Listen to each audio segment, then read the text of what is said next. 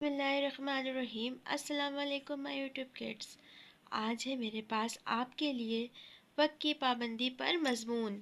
आज मैं आपको वक्त की पाबंदी पर मज़मून लिखना सिखाऊंगी और आपको सिर्फ मज़मून लिखना ही नहीं सीखना बल्कि इस पर अमल भी करना है। तो चलिए पढ़ते हैं आगे। किसी काम को मुकर्ररा वक्त पर करना वक्त की पाबंदी कहलाता है। जो लोग वक्त की पाबंदी करते हैं वो कामयाब रहते हैं और जो लोग वक्त की पाबंदी नहीं करते, जानबूझकर अपना कीमती वक्त ज़ाया करते हैं, फिर वो अपनी ज़िंदगी में हमेशा नाकाम रहते हैं और ज़िंदगी की दौड़ में लोगों से पीछे रह जाते हैं। अगर हम निज़ाम कायनात पर गौर करें तो मालूम होता है सूरज तुलू व ग़रूब अपने मुकर्ररा वक्त पर होता है। दिन और रात अपने वक्त पर आना जाना करते हैं। ये सब एक पाबंदी के मोहताज हैं।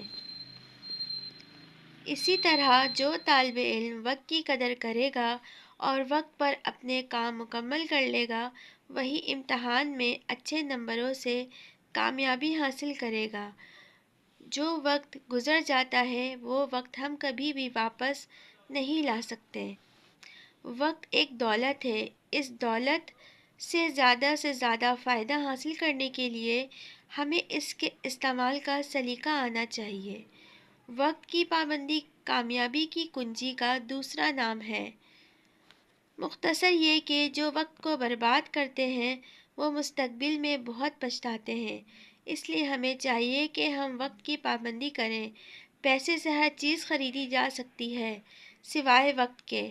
जो पैसे हम ज़ाया करते हैं वो दोबारा कमाए जा सकते हैं, लेकिन जो वक्त एक बार ज़ाया कर दिया जाता है वो कभी वापस लौट कर नहीं आता। वक्त गहरे समुंदर में गिरा हुआ ऐसा मोती है जिसका दोबारा मिलना नामुमकिन है। वक्त एक कीमती दौलत है। ये किसी का इंतज़ार नहीं करता। जिसने वक्त की तरफ से गफलत की उसने अपनी ज़िंदगी की तरफ से गफलत की।